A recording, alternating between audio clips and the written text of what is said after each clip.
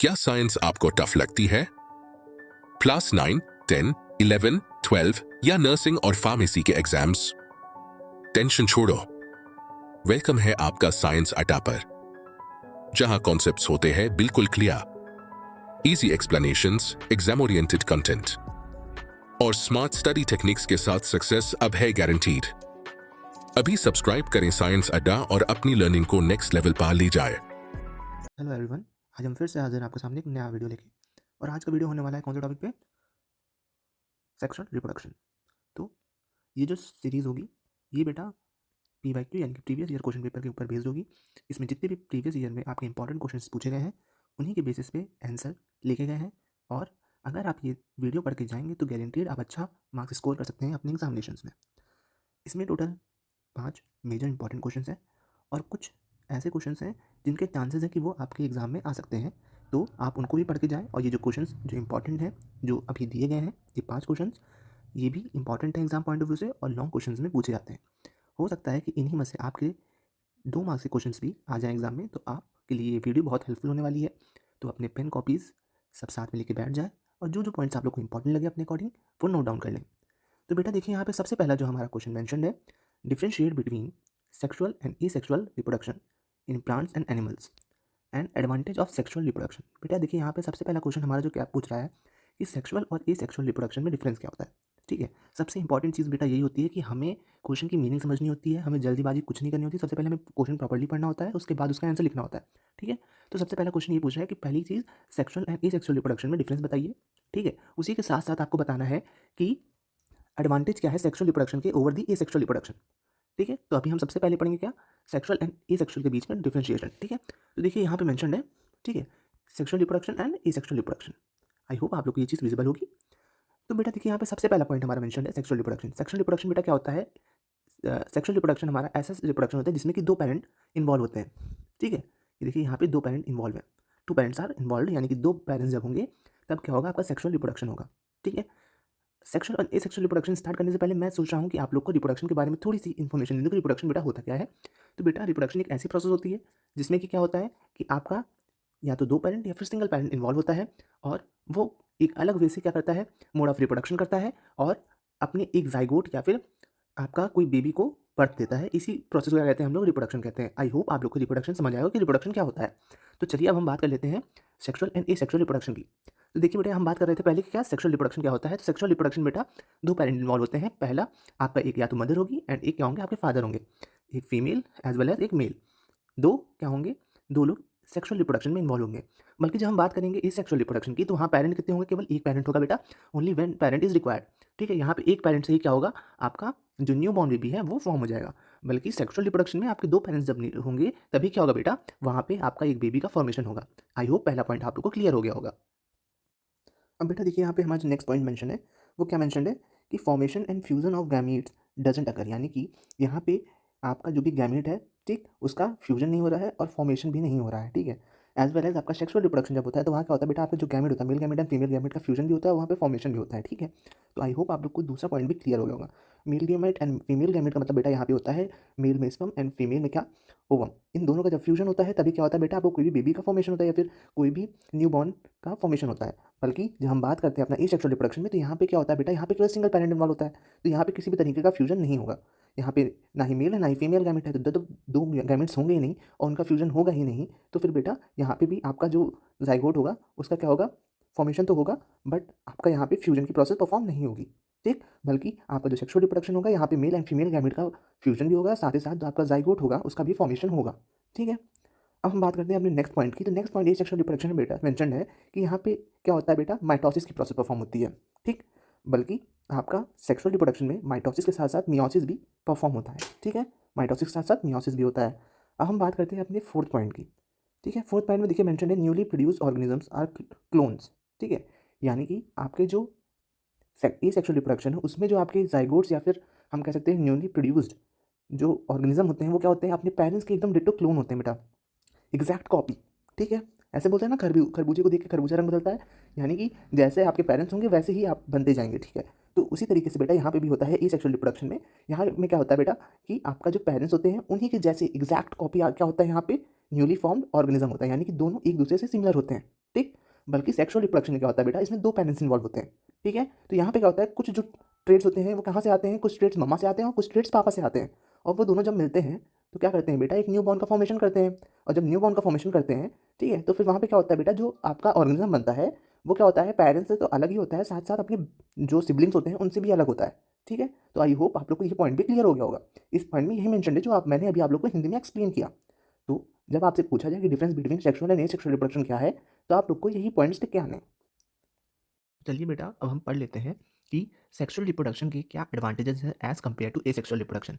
तो देखिए, सबसे पहले बेटा अगर हम बेसिक समझना चाहें तो पहली चीज़ हमने देखी थी कि अगर ये हमारा पेरेंट है तो पेरेंट की एग्जैक्ट कॉपी क्या होगा, हमारा बच्चा होगा।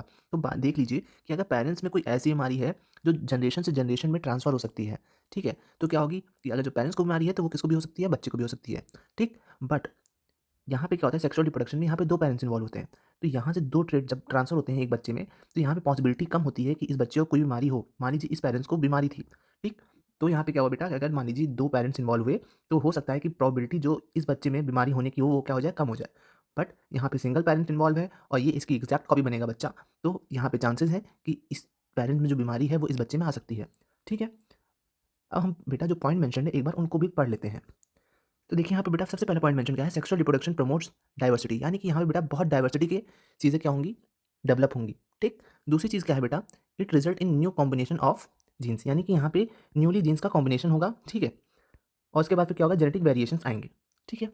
उसके बाद बेटा जो हमारा थर्ड पॉइंट मेंशन है, it play a prominent role in origin of new species, यानी कि यहाँ पे ओरिजिन ऑफ स्पीसीज भी बहुत ज़्यादा अकर होगी, ठीक है। तो सबसे पहले हम पढ़ें क्या, ये डाइवर्सिटी को प्रमोट करता है, दूसरा जेनेटिक वेरिएशन लाता है और तीसरा क्या करता है, ओरिजिन ऑफ न्यू स्पीसीज भी करता है, ठीक। आई होप आपको तीनों पॉइंट्स क्लियर हुए होंगे। अब देखिए बेटा, जो हमारा नेक्स्ट क्वेश्चन मेंशन्ड है वो क्या है, draw a diagram of human sperm, यानी कि हमें यहाँ पे स्पर्म का डायग्राम बनाना है, ठीक है। और एक प्रॉपर लेबलिंग करनी है जिससे कि हम लोग अच्छे मार्क्स गेन कर सकें, ठीक। बायोलॉजी में बेटा सबसे इंपॉर्टेंट क्या है, डायग्राम है। अगर आप लोग को कोई क्वेश्चन नहीं आ रहा है तो इसका मतलब ये नहीं कि आप उसको छोड़ के आएंगे। आप उस जगह पे अगर आपको इसके रिलेटेड कुछ भी आ रहा है या फिर एक डायग्राम भी आ रहा है तो आप डायग्राम बना के आएंगे, क्योंकि बेटा स्टेप मार्किंग होती है और आप अच्छे मार्क्स उससे गेन कर सकते हैं। अगर कोई क्वेश्चन 5 मार्क्स का है, ठीक, तो आप वहाँ पे एटलीस्ट कुछ नहीं तो 1 या 2 मार्क्स ले आ ही सकते हैं, समझ रहे हैं? तो डायग्राम बहुत इंपॉर्टेंट रोल प्ले करता है बायोलॉजी में। तो आपको डायग्राम्स हर एक टॉपिक के, हर एक चीज़ के याद रखने हैं और उनको प्रिपेयर करते रहना है, ठीक है? तो चलिए अब हम बात करते हैं स्पर्म की। स्पर्म कैसा दिखता है, इसमें कैसे-कैसे हमको लेबलिंग करनी है, ये सारी चीज़ें। तो बेटा आपके सामने देखिए यहाँ पे इस एक स्पर्म का डायग्राम मेंशन्ड है। आई होप आप लोग को प्रॉपर्ली विज़िबल होगा। देखिए ये जो पोर्शन यहाँ से यहाँ तक दिखाया गया है, ये हेड पोर्शन है। ये इतना जो पोर्शन है बेटा, ये क्या है, हेड पोर्शन है।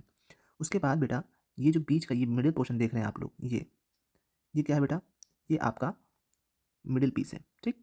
और ये जो आप लास्ट का पोर्शन देख रहे हैं पूरा, ये टेल पोर्शन, ये ये क्या है बेटा आपका, ये पूरा टेल का सेक्शन है, यानी कि एंड पीस है, ठीक है। यानी कि आपके स्पर्म को बेसिकली 3 पार्ट्स में डिवाइड किया गया है। पहला है क्या, आपका हेड, दूसरा क्या है, मिडिल, एंड तीसरा क्या है, end. Head piece, middle piece, end piece, ठीक।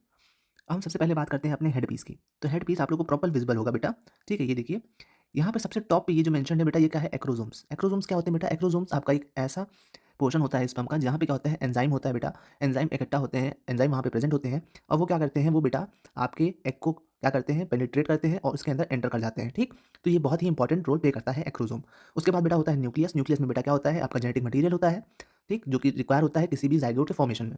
उसके बाद न्यूक्लियर वैक्यूल्स होते हैं और सेंट्रियोल्स। सेंट्रियोल्स बेटा क्या करते हैं, सभी सेल डिवीजन होता है तो वहाँ पे स्पेंडल फाइबर्स का फॉर्मेशन करवाते हैं। इनके अगल बगल क्या होता है, पेरीसेंट्रियोलर मटेरियल होता है, ठीक। उसके बाद हम बात करते हैं अपना माइटोकॉन्ड्रिया। माइटोकॉन्ड्रिया क्या होता है बेटा, power house of the cell होता है। उसी तरीके से बेटा यहाँ पे टर्मिनल डिस्क होती है और टर्मिनल डिस्क के बाद क्या होता है बेटा, आपका जो टेल पोर्शन होते हैं वो क्या हो जाता है, शुरू हो जाता है, ठीक। यहाँ पे बेटा सेल मेम्ब्रेन है, एक्सियल फिलामेंट है और ये पूरी टेल है, ठीक। ऐसा कुछ दिखता है आपका स्पर्म का स्ट्रक्चर। ये पूरा स्ट्रक्चर आप लोग को तैयार करके जाना है और ये बहुत ही ईजी है, तो आप लोग आई होप ये तैयार कर लेंगे। तो देखिए बेटा, हमारा अगला जो क्वेश्चन मेंशन्ड है, क्वेश्चन नंबर 3, वो क्या है, discuss the disadvantage due to population growth. Population growth हो रही है बेटा, तो उससे डिसएडवांटेजेस क्या हैं, ठीक। And discuss the measures to control its growth, यानी कि पॉपुलेशन को हम लोग कैसे कंट्रोल कर सकते हैं, वो ऐसे उपाय लिखने हैं हमको, ठीक है। पहले तो हमको लिखना है कि डिसएडवांटेजेस क्या हैं। ठीक है। जैसे कि आज के टाइम पे क्या है, पॉपुलेशन धीरे-धीरे बढ़ रही है, ठीक है? तो उसको हमको कंट्रोल कैसे करना है और उस पॉपुलेशन के ग्रो होने से हमें क्या-क्या प्रॉब्लम हो रही है, जैसे कि अब लोग बेरोज़गारी फेस कर रहे हैं बेटा। जो लोग थे पहले, लोग क्या थे, कम थे, अब लोग ज़्यादा हो गए हैं। तो क्या होता है कि खाने की कमी पड़ रही है, बेरोज़गारी हो रही है, ठीक है? उसी तरीके से काम की कमी पड़ रही है, हेल्थ इश्यूज़ हो रहे हैं लोगों को बहुत ज़्यादा, ठीक है? पॉल्यूशन बहुत ज़्यादा हो रहा है, जगह नहीं है रहने के लिए। तो ये सारी चीज़ें क्या है, लोगों को फेस करनी पड़ रही हैं, ठीक? तो हम इसके लिए कौन-कौन से उपाय कर सकते हैं, ठीक है? ये सारी चीज़ों को भी हमको पढ़ना है, जैसे कि बेटा यहाँ पे मेंशन्ड है कि जो लॉसेस हैं, ठीक है? किस चीज़ की वजह से लॉसेस हो रहे हैं हमें? पॉपुलेशन की ग्रोथ की वजह से जो हमें लॉसेस हो रहे हैं, अब हम उसके बारे में पढ़ने जा रहे हैं बेटा। तो ये फॉलोइंग हम लोग को गिवन है, ठीक? तो सबसे पहला क्या है बेटा? Problem of education. एजुकेशन के रिगार्डिंग जो भी प्रॉब्लम हमें फेस करनी पड़ रही है, अब हम उसके बारे में जानेंगे बेटा। तो क्या है कि बेटा आपकी ग्रोइंग पॉपुलेशन की वजह से क्या हो रहा है? लैक ऑफ एजुकेशन हो रहा है, ठीक? किस चीज़ में? इंस्टीट्यूशंस में एज़ वेल एज़ स्कूल्स में। और रिसोर्सेज़ जो हो रहे हैं एजुकेशंस के, वो क्या हो रहे हैं? वो धीरे-धीरे कम होते जा रहे हैं बेटा। जिसकी वजह से क्या हो रहा है कि हमारी जो सोसाइटी हो रही है, क्या हो रही है? अनएजुकेटेड होती जा चली जा रही है, ठीक है? उसी के साथ-साथ बेटा देखिए नेक्स्ट हमारा पॉइंट मेंशन्ड है अनएम्प्लॉयमेंट। जब हमारी सोसाइटी अनएजुकेटेड रहेगी तो बेटा क्या होगा कि वहाँ पे एम्प्लॉयमेंट जो होगा वो क्या होगा? बहुत कम होगा, ठीक है? वहाँ पे क्या होगा? अनएम्प्लॉयमेंट बहुत ज़्यादा होगा, ठीक? तो यहाँ पे देखिए mention the problem of unemployment is also increasing due to population growth. ज़्यादा से ज़्यादा लोग हैं और क्या हो रहा है कि एम्प्लॉयमेंट जो है वो बहुत स्मॉल अमाउंट में है। दैट्स व्हाई क्या हो रहा है कि अनएम्प्लॉयमेंट बढ़ती चली जा रही है, ठीक है? उसी तरीके से क्या है? फूड सप्लाई प्रॉब्लम्स, यानी कि आपका जो फूड है उसकी क्वांटिटी भी शॉर्टेज हो गई उसकी, वो भी क्या हो रहा है? धीरे-धीरे कम होता जा रहा है। अब देखिए एक जो फैमिली थी वहाँ पे कितने लोग रहते थे? 6 लोग रहते थे, ठीक है? सपोज़ 6 लोग रहते थे एक फैमिली में, ठीक? अब क्या हुआ बेटा वहाँ पे मान लीजिए 10 लोग आ गए और 6 लोग का ही खाना था। तो अब बताइए कि क्या होगा बेटा? वहाँ पे फूड की जो भी सप्लाई होगी और जो भी खाना कंज़म्पशन होगा क्या हो जाएगा? डिसबैलेंस हो जाएगा। उसकी वजह से जो क्या होगा, फैमिली को बहुत प्रॉब्लम्स फेस करनी पड़ेंगी। दैट्स व्हाई क्या है कि ये ओवर पॉपुलेशन की कंडीशन है और ये क्या है बेटा? कंट्रोल्ड पॉपुलेशन की कंडीशन है। कंट्रोल्ड में क्या होगा बेटा कि 6 लोग हैं तो 6 लोग के लिए प्रॉपर खाना होगा। बल्कि अगर 10 लोग आ जाएँगे तो खाने की हमें क्या हो जाएगी? कमी हो जाएगी। आई होप आप लोग को समझ आया होगा ये पॉइंट। अब हम बात करते हैं बेटा अपना हेल्थ एंड मेडिकल सर्विसेज के प्रॉब्लम्स के बारे में, जो हमारा नेक्स्ट पॉइंट है, ठीक? Having more children's in family affect the mother health, यानी कि ज़्यादा से ज़्यादा बच्चे अगर होंगे, ठीक है, फैमिली में, तो क्या होगी? मदर की जो हेल्थ होगी वो भी अफेक्ट होगी। Due to lack of proper care the childrens also become sick and weak, यानी कि अगर मम्मा की तबीयत खराब हुई तो बच्चे की तबीयत भी खराब हो जाएगी क्योंकि उसकी केयर करने के लिए कोई नहीं होगा, ठीक है? तो जो बच्चा होगा वो भी सिक हो जाएगा और कमज़ोर हो जाएगा, ठीक है? As the number of hospitals in our country is also low, यानी कि हमारी जो कंट्री है वहाँ पे क्या है कि हॉस्पिटल एंड मेडिकल सर्विसेज क्या है, अभी उतनी अच्छे से डेवलप नहीं हुई हैं as compare to UK and US, ठीक है? उसी तरीके से यूक्रेन, तो उतनी वेल डेवलप नहीं है बट डेवलप धीरे-धीरे हो रही है, ठीक? तो यहाँ हम कह सकते हैं कि हमारे पास बेसिकली 4 पॉइंट्स हुए। सबसे पहला पॉइंट जो हमारा था वो क्या था बेटा? एजुकेशन सिस्टम में प्रॉब्लम। दूसरा क्या था? अनएम्प्लॉयमेंट, जिसकी वजह से क्या हो रहा है कि हमारी जो पॉपुलेशन वो क्या हो रही है? अनएम्प्लॉयड ज़्यादा हो रही है। उसके बाद क्या हो रहा है बेटा? हमारा फूड सप्लाई में प्रॉब्लम आना और तीसरा और चौथा और सबसे आखिरी क्या बेटा हमारा? हेल्थ एंड मेडिकल सर्विसेज में प्रॉब्लम्स आना, ठीक? आई होप ये 4 पॉइंट्स आप लोग को प्रॉपर्ली समझ आए होंगे। हम बात करते हैं अपने नेक्स्ट क्वेश्चन की। तो बेटा अभी तक हम लोगों ने पढ़ा कि हमें कौन-कौन से लॉसेस हो रहे हैं किस चीज़ से? पॉपुलेशन की ग्रोथ की वजह से। बट अब हम बात करेंगे कि इन सारी प्रॉब्लम्स को हम लोग कंट्रोल कैसे कर सकते हैं, ठीक है? इन सारी प्रॉब्लम्स को हम लोग ओवरकम कैसे कर सकते हैं? अपनी छोटी-छोटी जो भी प्रॉब्लम्स हैं इनको कैसे ओवरकम करेंगे हम लोग छोटे-छोटे मूव्स को लेके, ठीक है? तो हम अब पढ़ने जा रहे हैं measures to control the human population, ठीक? तो देखिए बेटा सबसे पहला जो पॉइंट हमारा मेंशन्ड है यहाँ पे, educate peoples about advantages of small family, यानी कि हमको लोगों को बताना है कि जो हमारी छोटी फैमिली अगर होगी तो उसके क्या क्या एडवांटेजेस हैं। अब हम लोग लोगों को क्या समझा सकते हैं कि अगर छोटी फैमिली होगी तो क्या होगा, वहाँ पे जो फूड का कंजप्शन होगा वो क्या होगा बेटा? कम होगा। हम लोग बच्चों को ज़्यादा से ज़्यादा एजुकेशन प्रोवाइड कर सकते हैं, ठीक है? अच्छी हेल्थ फैसिलिटी प्रोवाइड कर सकते हैं बच्चों को, ठीक? तो ये सारी चीज़ें हमको लोगों को क्या करना है? एजुकेट करना है, लोगों को क्या करना है? इन सब चीज़ों के बारे में जागरूक करना है या फिर बताना है। दूसरा पॉइंट यहाँ पे बेटा देखिए मेंशन्ड है, providing contraceptive devices for free, यानी कि जो भी हमें कॉन्ट्रासेप्टिव डिवाइसेस हैं उनको क्या करना है? फ्रीली डिस्ट्रीब्यूट करना है लोगों के बीच में, जिसकी वजह से लोग अवेयर हों कि हाँ ये कॉन्ट्रासेप्टिव डिवाइसेस हैं, इनको हम लोग को यूज़ करना है, जिसकी वजह से हमारा क्या होगा? फैमिली प्लानिंग अच्छी होगी, बर्थ कंट्रोल होगा, ठीक है? ये सारी चीज़ें परफॉर्म होंगी और जो हमारी ओवर ग्रोथ हो रही है पॉपुलेशन की वो क्या होगी? कंट्रोल में आ जाएगी। ये जो कॉन्डम्स का डिस्ट्रीब्यूशन है वो हमें कहाँ करना है? वीकर सेक्शन एरियाज़ में करना है, ठीक है? Weaker section areas means to say जहाँ गाँव देहात होते हैं वहाँ पे हम लोग क्या करना है? ये सारी चीज़ें का डिस्ट्रीब्यूशन करना है। उसी के साथ-साथ बेटा हमारा नेक्स्ट पॉइंट क्या है? जो एज की जो क्राइटेरिया है, ठीक? मैरिज के लिए उसको क्या कर देना है? बढ़ा देना है, ठीक?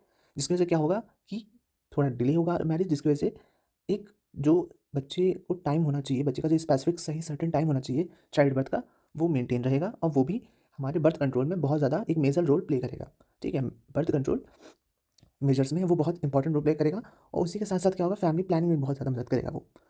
उसी के साथ-साथ बेटा देखिए हमारा जो फोर्थ पॉइंट है, imposing the legal restrictions to control the family size, यानी कि रिस्ट्रिक्शंस हमको लगाने हैं किस चीज़ के लिए? फैमिली को कंट्रोल करने के लिए, यानी कि फैमिली की जो साइज़ है उसको कंट्रोल करने के लिए, यानी कि हमें फैमिली में बस 4 लोग को ही रखना है, ठीक? अगर हम लोग को बेबीज़ करने हैं तो केवल फैमिली में 4 लोग रहेंगे, पापा, मम्मी और 2 बेबीज़, ठीक? दैट्स इट, इतने लोग ही रह सकते हैं फैमिली में। तो ये लीगल रिस्ट्रिक्शन हमें गवर्नमेंट के द्वारा लगाना चाहिए, जिसका जो फैमिली जो साइज़ हो वो क्या हो, कंट्रोल हो, ओवर पॉपुलेशन ना हो, ठीक है? आई थिंक जो पॉइंट्स हैं वो आपको क्लियर हो गए होंगे। एक बार हम फिर से इन पॉइंट्स को क्या करते हैं, रिवाइज़ कर लेते हैं, ठीक? तो सबसे पहला पॉइंट जो है बेटा वो क्या है, हमें लोगों को एजुकेट करना है, दूसरा हमें लोगों को कॉन्ट्रासेप्टिव डिवाइसेस प्रोवाइड करनी है, तीसरा हमें क्या करना है, जो मैरिज के लिए एज है, ठीक, उसको क्या करते हैं, बढ़ा दें, ठीक। उसी के साथ साथ जो हमारा फोर्थ है वो क्या है, लीगल रिस्ट्रिक्शंस लगाने हैं, किस चीज़ के लिए, फैमिली साइज को कंट्रोल करने के लिए। आई होप अब आप लोग को क्लियर हो गया होगा कि कौन कौन से मैथड्स हम लोग अप्लाई कर सकते हैं अपनी ओवर जो ग्रोथ हो रही है पॉपुलेशन की उसको कंट्रोल करने के लिए, ठीक। अब चलते हैं हम लोग अपने नेक्स्ट क्वेश्चन की तरफ, जो कि क्या है, एग्जाम पॉइंट ऑफ व्यू से बहुत ज़्यादा इंपॉर्टेंट है। तो देखिए बेटा, हमारा जो नेक्स्ट क्वेश्चन है वो क्या है, यहाँ पे what are the different methods for the contraception. Contraception क्या होता है बेटा, कॉन्ट्रासेप्शन एक ऐसा मेथड होता है जिसकी वजह से क्या होता है कि हम लोग जो चाइल्ड बर्थ है उसको कंट्रोल कर सकते हैं, यानी कि अनवांटेड जो चाइल्ड होते हैं वो नहीं होंगे, ठीक है। ऐसी कंडीशंस कभी कभी होती हैं बेटा कि हम जो पेरेंट्स होते हैं या फिर किसी के भी पेरेंट्स होते हैं वो क्या करते हैं, इंटरकोर्स करते हैं, तो वो बेबी नहीं चाहते हैं बट वो इंटरकोर्स करते हैं, तो at that time we use the contraceptive devices to prevent the unwanted child birth, ठीक है। आई होप आप लोग को कॉन्ट्रासेप्शन का मतलब समझ आ गया होगा। अब हम बात करते हैं कि डिफरेंट डिफरेंट तरह के कैसे कैसे कॉन्ट्रासेप्शन होते हैं और इनका यूज़ कैसे कैसे होता है, ठीक है। तो चलिए बेटा, अब हम समझते हैं कि कौन कौन से मैथड होते हैं कॉन्ट्रासेप्शन के, ठीक। तो सबसे पहला जो मैथड यहाँ पे देखिए गिवन है, मेथड ऑफ कॉन्ट्रासेप्शन, जो टॉपिक है हम लोग जो पढ़ने जा रहे हैं, यहाँ सबसे पहला जो मैथड दिया है, बैरियर मैथड। तो in these method the physical devices such as condoms, diaphragm, cervical caps are used. यानी कि यहाँ पे जो आपका पर्सन होता है, ठीक है, चाहे वो मेल हो या फीमेल हो, वो क्या यूज़ करता है, या तो कॉन्डम यूज़ कर सकता है, या तो डायफ्रैगम, या तो सर्वाइकल कैप्स, ये सारी चीज़ें वो यूज़ कर सकता है, ये एज अ बैरियर काम करते हैं, ठीक है। These devices prevent the entry of sperm into the female genital track. यानी कि जैसे कि बेसिकली जो मेंस होते हैं वो क्या यूज़ करते हैं, कॉन्डम्स यूज़ करते हैं, ठीक। ये जो कॉन्डम्स होते हैं वो बेसिकली क्या करते हैं बेटा, आपकी फीमेल की जो जेनिटल ऑर्गन होता है, ठीक है, जो क्या होता है, वजाइना, वजाइना में आपका क्या करता है, स्पर्म की एंट्री को वो रिस्ट्रिक्ट करता है, ठीक है। वो स्पर्म को आपकी वुमेन की वजाइना में एंटर करने नहीं देता, ठीक। तो आई होप आप लोग को सबसे पहला जो हमारा बैरियर मेथड है वो समझ आया होगा, ठीक है। इसमें यही बताया गया है कि बेटा आप लोग का जो कॉन्डम होता है, डायफ्रैगम होता है और सर्वाइकल कैप्स होते हैं, ये क्या करते हैं बेटा, आपके जो स्पर्म होता है मेल का, उसको आपकी फीमेल के वजाइना में या फिर जेनाइटल ट्रैक में एंटर करने नहीं देते हैं, जिसकी वजह से क्या होता है बेटा कि जो फर्टिलाइजेशन की प्रोसेस होती है वो परफॉर्म नहीं होती है और जाइगोट का फॉर्मेशन नहीं होता है, ठीक। अब हमारा जो दूसरा मैथड है जो कि क्या है, केमिकल मैथड, इसके बारे में हम लोग पढ़ लेते हैं। तो देखिए बेटा, यहाँ पे लिखा हुआ है, this category of contraceptive act by changing the hormonal balance of the body. यानी कि बेटा केमिकल से ही नाम पता चल रहा है कि यहाँ पे क्या होगा, कुछ ना कुछ चेंजेस आएंगे हमारी बॉडी में, ठीक है। और कैसे चेंजेस होंगे बेटा, वो केमिकल चेंजेस होंगे, ठीक है। तो यहाँ पे केमिकल हमारा क्या होने वाला है, हार्मोन्स होने वाले हैं, ठीक है। तो यहाँ पे देखिए मेंशन है, this category of contraceptives change the hormonal balance. Hormonal balance यानी कि केमिकल यहाँ पे होगा ना, hormonal balance of the body, so that the egg are not released and the fertilisation can't be occur, ठीक है। यहाँ पे हार्मोनल इम्बैलेंस होगा, जिसकी वजह से क्या होगा बेटा कि आपका जो एग है वो रिलीज नहीं हो पाएगा, और जब एग ही रिलीज नहीं होगा तो फर्टिलाइजेशन होगा ही नहीं, यानी कि ओवन जब रिलीज ही नहीं हुआ तो स्पर्म के कॉन्टैक्ट में आएगा ही नहीं, ठीक है। और जब स्पर्म के कॉन्टैक्ट में ही नहीं आया तो वहाँ फर्टिलाइजेशन की प्रोसेस परफॉर्म ही नहीं होगी बेटा, ठीक। अब देखिए बेटा, जो यहाँ पे प्रेगनेंसी होती है, प्रेगनेंसी पिल्स जो होती हैं वो कैसी वैसी होती हैं बेटा, जैसे कि आपको मान लीजिए अनवांटेड प्रेगनेंसी हो गई, ठीक। तो वहाँ पे बेसिकली दो तरह की पिल्स होती हैं, एक वजाइनल पिल होती है और बेटा एक ओरल पिल होती है। ओरल पिल को हम लोग आई पिल के नाम से भी जानते हैं। तो देखिए यहाँ पे जो पॉइंट मेंशन है उसको हम लोग पढ़ लेते हैं। यहाँ पे देखिए क्या मेंशन है बेटा, these oral pills contain hormones which stops the ovaries from releasing ovum into the fallopian tube. यानी कि ओवरीज जो होती हैं ये बेसिकली ओवरीज पे क्या करते हैं, एक्ट करते हैं, ठीक है। और जो ओवम का रिलीज है उसको स्टॉप कर देते हैं फैलोपियन ट्यूब में, ठीक है। आपके जो अदर कॉन्ट्रासेप्टिव डिवाइसेस होते हैं जैसे कि लूप्स, कॉपर्टीज, इसको क्या करते हैं हम लोग अपने वजाइना में या फिर यूट्रस में प्लेस कर लेते हैं, जिसकी वजह से क्या होता है कि प्रेगनेंसी नहीं होती है और प्रिवेंट हो जाती है, ठीक है। अब हम बात करते हैं बेटा सर्जिकल मैथड की। उससे पहले मैं आप लोग को हिंट देना चाहता हूँ बेटा, कॉपर टी का स्ट्रक्चर कुछ ऐसा होता है, टी लाइक स्ट्रक्चर, ऐसा कुछ टी लाइक का स्ट्रक्चर होता है, ये दोनों बराबर होते हैं ऐसा, और इसके पीछे ऐसे थ्रेड लाइक स्ट्रक्चर बनी होती है, ठीक है।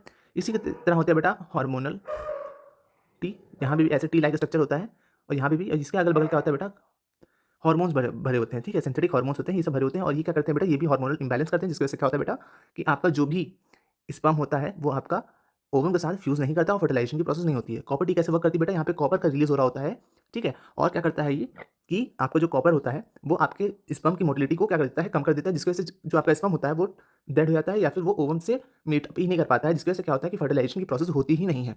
तो आई होप अभी आप लोग को समझ आ गया होगा कि आपका कॉपर टी या फिर हार्मोनल जो टी होता है वो कैसे वर्क करता है, ठीक है। उसी के साथ साथ आपकी जो आईपिल्स होती हैं वो भी कैसे वर्क करती हैं, आप लोग को आइडिया मिल गया होगा। अब हम बात करते हैं बेटा अपने सर्जिकल मैथड की। तो बेटा देखिए यहाँ पे सर्जिकल मैथड मेंशनड है, जो कि हमारा लास्ट मैथड है। देखिए यहाँ मेंशनड है, in a male the small portion of sperm duct, कौन सी स्पर्म डक्ट होती है बेटा हमारे मेल्स में?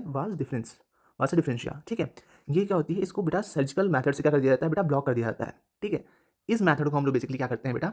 इस मेथड को वेसिकोटॉमी कहते हैं, ठीक। वेसिकोटॉमी एक ऐसी मेथड होती है जिसमें कि क्या होता है बेटा? Small portion of vas deferens cut करके टाई अप कर दिया जाता है, ठीक। जिसकी वजह से क्या होता है बेटा कि आपको जो स्पर्म होता है वो उस जगह पे आ ही नहीं पाता है और उसके बाद फिर इजैकुलेट होता ही नहीं है। तो जब स्पर्म इजैकुलेट ही नहीं होगा तो बेटा वहाँ पे फर्टिलाइजेशन होगी ही नहीं। तो आई होप आप लोग को सर्जिकल मेथड में वेसिकोटॉमी क्या होती है उसके बारे में आइडिया हो गया होगा। एक बार फिर से मैं रिवाइज करवा देता हूँ। मेल्स में बेसिकली बेटा वास डिफरेंस एक पोर्शन होता है। वो किस चीज़ का पोर्शन होता है बेटा? ह्यूमन मेल जेनाइटल ऑर्गन का एक पोर्शन होता है जो क्या करता है बेटा? स्पर्म का फर्दर ट्रांसपोर्ट करता है, ठीक है, फ्रॉम दी आपका स्क्रॉटम में भी किससे? टेस्टिस से आपके आउटर मोस्ट पोर्शन यानी कि पेनिस की तरफ क्या करता है? ट्रांसफर करता है आपके स्पर्म का। बट बेटा यहाँ पे क्या होता है? यहाँ पे इस पोर्शन को वास डिफरेंशिया के स्मॉल पोर्शन को कट कर देते हैं और टाइप कर देते हैं, जिसको हम प्रोसेस को क्या कहते हैं? वेसिकोटॉमी कहते हैं। और जब टाइप हो जाता है बेटा तो उसके बाद क्या होता है कि आपका जो स्पर्म होता है वो इजैकुलेट होता ही नहीं है। तो जब इजैकुलेशन उसका होगा ही नहीं, इजैकुलेशन मीन्स से बेटा जब तक वो बाहर निकलेगा ही नहीं तो फर्टिलाइजेशन की प्रोसेस होगी ही नहीं, और जब फर्टिलाइजेशन की प्रोसेस नहीं होगी दैट मीन्स जाइगोट का फॉर्मेशन होगा ही नहीं। तो अब आई होप आप लोग को समझ आ गया होगा कि वेसिकोटॉमी होती क्या है। In female, the small portion of the fallopian tube is blocked by the surgical operation